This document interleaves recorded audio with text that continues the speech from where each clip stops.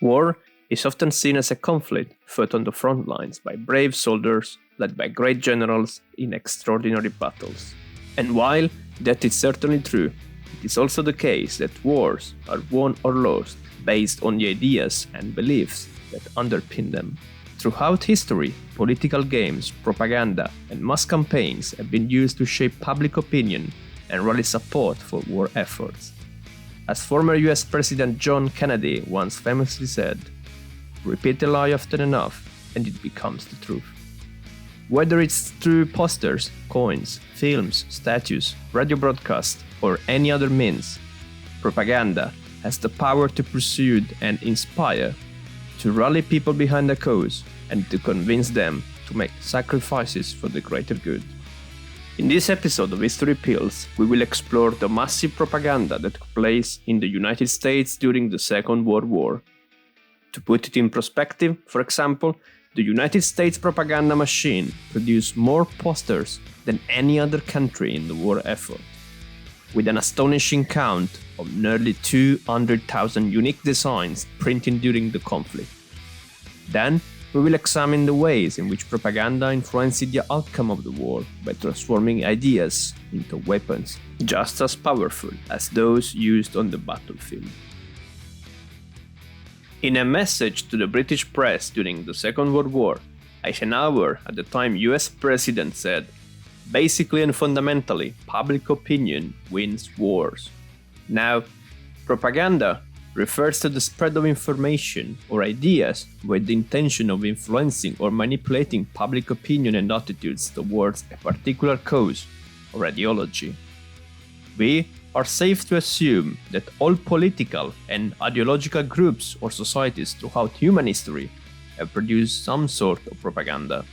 And while propaganda can be used for positive purposes, such as promoting health initiatives or encouraging civic engagement, it can also be used to spread harmful, biased, or false information to gain political or social advantage. With the United States entering the war following the Japanese attack to Pearl Harbor, the Americans' propaganda machine started rolling, and it will play a key role in the defeat of the Axis powers and of their allies. The aims of different campaigns were several. However, four main objectives were targeted. Propaganda was employed to boost the support for the war effort and cultivate a commitment for an Allied victory. It was used to generate antipathy towards the enemy while bolstering support for American allies.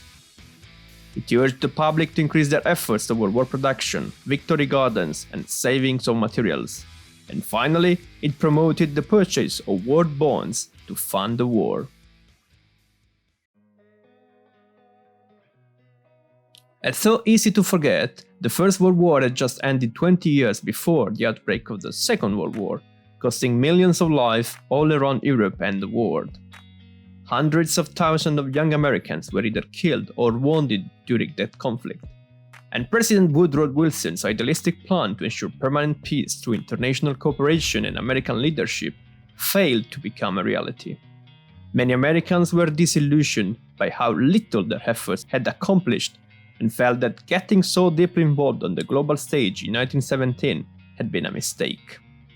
Then, in 1929, a period of 10 years in what is now known as the Great Depression began. Between 1933 and 1940, Roosevelt's New Deal, that was a series of programs, public work projects, financial reforms, and regulations, mitigated some effects of the Great Depression, but did not end the economic crisis. With the Neutrality Acts established after 1935, US law banned the sale of armaments to countries that were at war and placed restrictions on travel with belligerent vessels. When the Second World War began in September 1939, the neutrality laws were still in effect and ensured that no substantial support could be given to Britain or France. US citizens were, in fact, reluctant to enter another major conflict, and it is in this context that propaganda started playing a more and more important role, and the Four Freedoms campaign is such an example. On Monday, January 6, 1941, US President Franklin Roosevelt proposed four fundamental freedoms that people everywhere in the world have to enjoy. The first is freedom of speech and expression everywhere in the world. Is freedom of every person to worship God in his own way. Is freedom from want. The fourth is freedom from fear. During the speech addressing the Congress, the focus was primarily on the national security of the United States and the peril that world war posed to other democracies. The speech marked a departure from the long-standing tradition of non-interventionism in the United States. The president emphasized the American commitment to aiding allies already involved in the conflict, with a particular emphasis on providing support to Great Britain and China. In the speech, Roosevelt also supported a more comprehensive human right to economic security, and he foretold what would be identified as the human security approach in economic development research in the years to come. Roosevelt's hope was to provide a rationale for why the United States should abandon the isolationism policies that emerged from World War I. In the address, Roosevelt criticized isolationism, saying, "No realistic American can expect from a dictator's peace international generosity, or return of true independence, or world disarmament, or freedom of expression, or freedom of religion, or even good business. Such a peace would bring no security for us or for neighbors. And those who will give up essential liberty to purchase a little temporary safety deserve neither liberty nor safety." Roosevelt's speech will be crucial in the approval a few months later, on the 11th of March, of the Land-Lease Act, which promoted Roosevelt's plan to become the arsenal of democracy. America prepares. All America alters its pattern of life and work to meet the demand for protection. Industry is a double step to supply the sinews of safety, the armaments of war that an embattled world must have if democracy is to survive. Mechanical genius joins with the muscle of millions of men, working to win for the ways of freedom. Freedom to think, to speak, to rise, live, and plan with one's fellow man. America's vast resources are harnessed to the job of being the world arsenal for this and other democracies. The Four Freedom speech later inspired a set of 4 paintings by Norman Rockwell. Each of the paintings represented one of the freedoms: freedom of speech, freedom of worship, freedom from want, and freedom from fear. Each painting was published with a matching essay on that particular freedom, and the paintings were reproduced as postage stamps by the United States Post Office in 1943. Following the Pearl Harbor attack and the subsequent entrance in the Second World War by the United States, in 1942 President Franklin Roosevelt created the Office of War Information. This mid-level agency joined a host of other wartime agencies, including the War and State Departments, in the dissemination of war information and propaganda. WWII officials utilized a variety of methods to disseminate information to the American public, such as Hollywood film studios, radio broadcasters, and printing facilities. The OWI also founded several international branches that launched an extensive information and propaganda campaign worldwide. Between 1942 and 1945, the OWI examined all film scripts and rejected or revised any material that portrayed the United States in an unfavorable manner, including content that opposed war efforts. Although the same campaign had been used in previous wars, and thus it wasn't specifically designed for the Second World War, Uncle Sam is probably the most known propaganda poster used to recruit soldiers into the US Army, and thus it was worth briefly mentioning. So, let's try it here.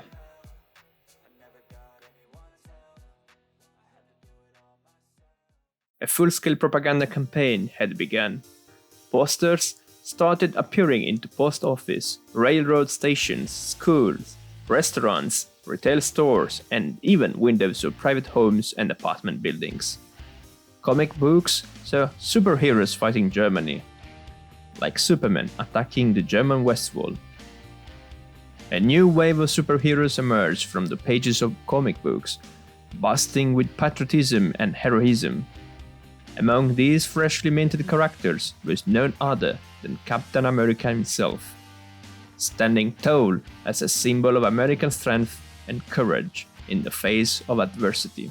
On December 8, 1941, the US Army took swift action to secure an unlikely strategic asset, the Walt Disney Studios.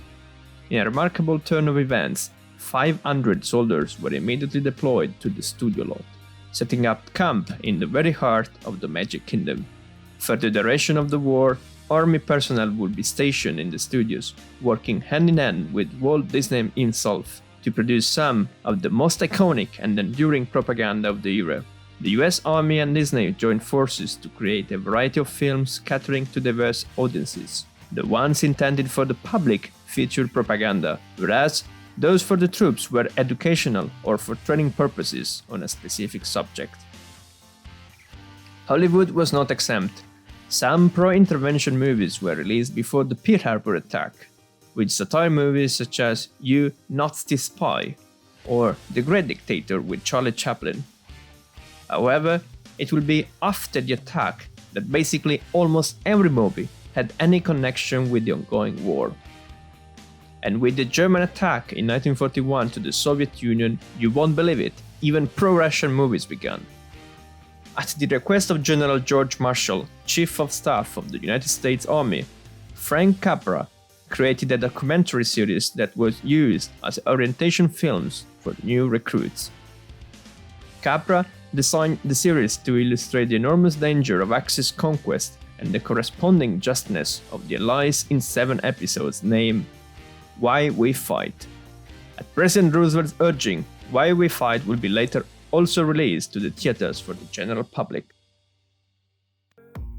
Along this, also radio, magazines and newspaper played a major role in depicting the war as an issue of good versus evil, which allowed the government to encourage its population to fight a just war and to antagonize the enemy. Germany and Hitler were treated as the worst evil within the Axis, with German people being depicted as fools. Propagandistic treatment of Italy changed on the other hand, as Sicily became the first part of Europe to be stripped by the British and Americans from the Axis rule. American treatment of the Italian people, especially anti-fascist partisans, became much more sympathetic, while Benito Mussolini remained an object of derision, with the German troops being seen as agents of oppression on the Italian people. About this, if you would like to know more about why Italy's treatment after the Second World War wasn't that harsh as for Germany or Japan, check out this video here. Finally, propaganda depicted the Japanese as a savage, uncultured, uncivilized, and foreign adversary.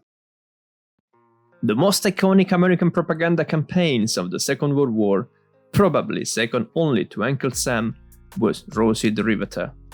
With men enrolling in mass into the army, and with the increasing need for factories to convert their production into military goods, the campaign aimed to encourage women to join the workforce and support the war effort by highlighting the important role women played in manufacturing and other industries. The campaign featured a series of posters and other materials that depicted a strong, capable woman named Rosie, who was shown working in a factory and proudly proclaiming, "We can do it."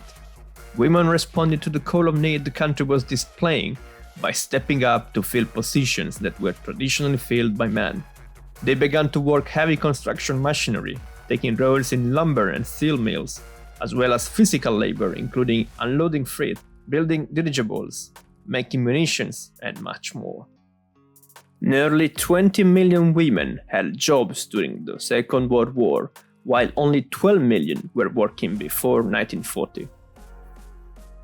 Worth mentioning, although already promoted during the First World War, were the Victory Gardens, a propaganda campaign that encouraged Americans to plant vegetable gardens in their yards and public spaces to support the war effort.